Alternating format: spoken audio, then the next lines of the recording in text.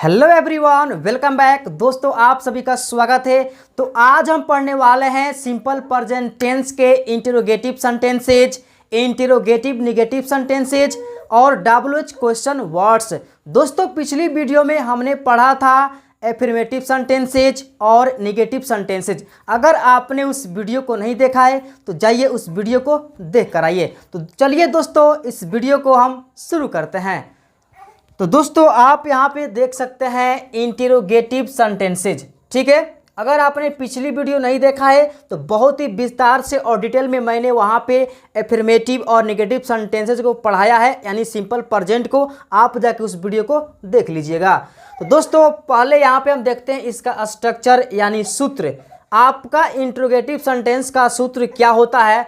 तो दोस्तों डू या does plus subject plus V1 plus other word, या आप यहाँ पे ऑब्जेक्ट भी बोल सकते हैं प्लस क्वेश्चन मार्क, यानी अंत में जो है आपका प्रश्नवाचक चिन्ह रहेगा, ठीक है। दोस्तों आप सभी को पता है कि डू का प्रयोग किसके साथ होता है और डज का प्रयोग किसके साथ होता है, ठीक है। इसे बताने की ज़रूरत नहीं है। अगर आप पहली बार इस वीडियो को देख रहे हैं तो जाके इससे पहले एक और वीडियो मैंने पढ़ाया है, वहाँ पे जाकर डू डज का प्रयोग सिखाया है, उसे आप देखिए, ठीक है। तो दोस्तों यहाँ पे है क्या वह अंग्रेजी बोलती है, यानी वह बोलती है। यहाँ पे वह के लिए हम सी का प्रयोग करेंगे क्योंकि यहाँ पे ती है, ठीक है।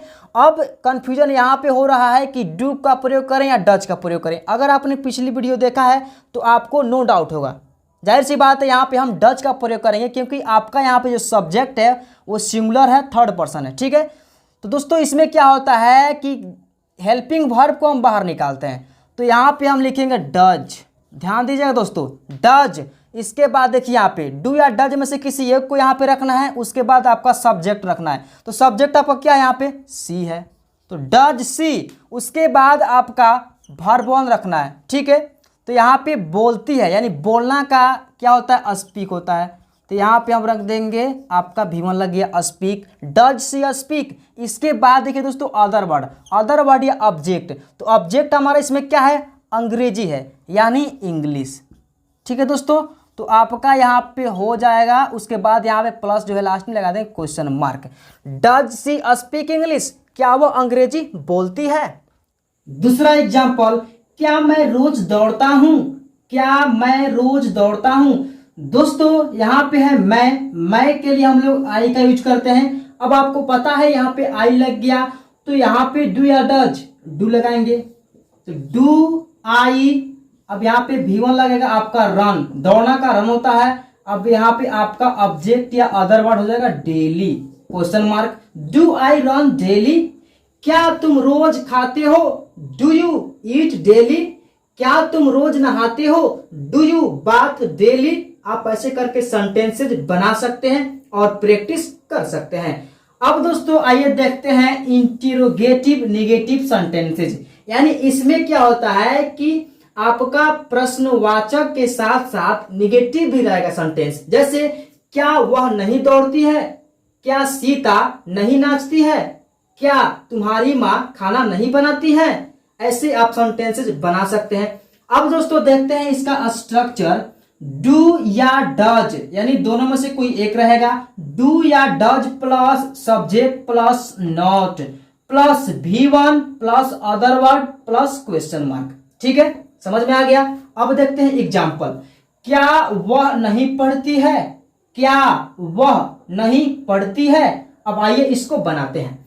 अब आप देख रहे हैं यहाँ पे क्या वह है, तो आपका सब्जेक्ट यहाँ पे वह है, तो हम यहाँ पे सी का प्रयोग करेंगे, ठीक है। अब देखिए सी जब यहाँ पे लग गया तो आपका हेल्पिंग वर्ब डज लगेगा, डज सी। अब यहाँ पे लगाएंगे हम सब्जेक्ट के बाद जस्ट क्या लगाएंगे दोस्तों? Not, does she not. अब क्या है? पढ़ती है, V1 लगाएंगे, तो डज सी नॉट रीड, या आप यहाँ पे स्टडी भी कर सकते हैं, कोई दिक्कत नहीं, question mark. Does she not read. दूसरा देखते हैं, क्या तुम नहीं तैरते हो? क्या, तो यहाँ पे लगाएंगे दोस्तों डू, क्योंकि हमारा सब्जेक्ट यहाँ पे यू है। डू यू नॉट, तैरना का होता है swim, do you not swim, question mark, ठीक है दोस्तों। तो मैं आशा करता हूं कि आपको आसानी से इसका इंटेरोगेटिव और इंटेरोगेटिव नेगेटिव समझ में आ गया होगा। ठीक है फ्रेंड्स, अगर आ गया है तो कमेंट में कीजिए yes sir I got it, यानी हमें समझ में आ गया। अब चलिए देखते हैं इनका WH क्वेश्चन। तो दोस्तों आप यहां पे देख सकते हैं WH क्वेश्चंस। WH क्वेश्चन क्यों बोलते हैं? क्योंकि अधिकतर जो क्वेश्चन होता है W और H से ही शुरू होता है, जैसे what, where, when, why, how.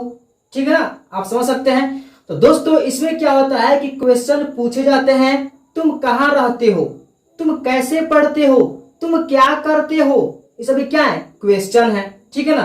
तो आइए इसका स्ट्रक्चर देखते हैं।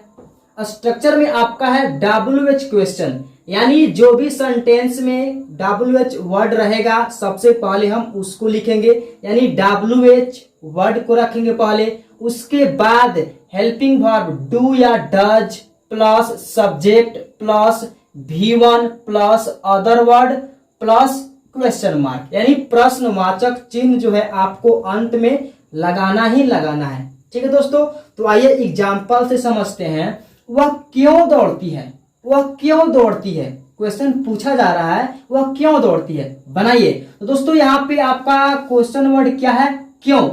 तो इसका क्यों का होता है वाई, WHY, वाई। अब देखिए यहाँ पे आपका सब्जेक्ट क्या है, ही है या सी है? सी है, यानी थर्ड पर्सन सिंगुलर सब्जेक्ट है। तो यहाँ पे डज का प्रयोग करेंगे ना कि डू का प्रयोग करेंगे? नहीं सर, डज का प्रयोग करेंगे, बिल्कुल right. Why does, why does. अब जस्ट लगाएंगे सब्जेक्ट, सब्जेक्ट यहाँ पे आपका सी है। वाई डज सी, जस्ट इसके बाद लगाएंगे V1, why does she run, अंत में प्रश्नवाचक चिन्ह बन गया, वाई डज सी रन। ठीक है, दूसरा देखते हैं, सीता कैसे स्कूल जाती है, यानी प्रश्न पूछा जा रहा है कि कैसे, किसके माध्यम से स्कूल जाती है? साइकिल से, पैदल, बस, ट्रक, क्या चीज से जाती है? ठीक है ना, सीता कैसे। अब देखिए यहाँ पे आपका क्वेश्चन वर्ड है कैसे, तो इसको इंग्लिश में बोलते हैं हाउ। हाउ हो गया। अब यहाँ पे डज का प्रयोग करेंगे दोस्तों, क्योंकि यहाँ पे आपका सब्जेक्ट थर्ड पर्सन सीता है, तो हाउ डज सीता। अब यहाँ पे V1 लगाएंगे, गो टू स्कूल, अंत में प्रश्नवाचक चिन्ह बन गया। तुम कैसे बाजार जाते हो, how do you go to market. तुम कहाँ रहते हो, वेयर डू यू लिव। तुम क्या करते हो, व्हाट डू यू डू। तुम कैसे लिखते हो, हाउ डू यू राइट। तुम क्या पीते हो, what do you drink. Sita कहाँ नाचती है, where does Sita dance. Sita की माँ कहाँ खाना बनाती है, where does Sita's mother cook food. दोस्तों इस प्रकार से आप सेंटेंसेस बना सकते हैं और प्रैक्टिस कर सकते हैं। तो आइए दोस्तों अब देखते हैं WH नेगेटिव क्वेश्चंस। ठीक है, फर्स्ट ऑफ ऑल यहाँ पे देखेंगे structure, WH word plus do या does plus subject plus not plus V1 plus other word plus question mark, यानी अंत में प्रश्नवाचक चिन्ह। ठीक है, एग्जाम्पल देखते हैं। राम क्यों नहीं काम करता है, पूछा जा रहा है कि राम क्यों नहीं काम करता है। तुम क्यों नहीं पढ़ने जाते हो, तुम क्यों नहीं खाते हो। ठीक है दोस्तों, तो राम क्यों नहीं काम करता है बनाइए। सबसे पहले यहाँ पे हम WH क्वेश्चन वर्ड को रखेंगे। अब यहाँ पे देखिए आपका WH क्वेश्चन वर्ड क्या है, वाई, यानी क्यों, वाई। अब यहाँ पे देखेंगे आपका सब्जेक्ट थर्ड पर्सन है राम, तो इसके साथ हम लोग डज का प्रयोग करते हैं, ये तो पता ही है, तो वाई डज। अब सब्जेक्ट क्या है दोस्तों, तो राम है, वाई डज राम। अब यहाँ पे नहीं के लिए नॉट का प्रयोग कर देंगे हम लोग।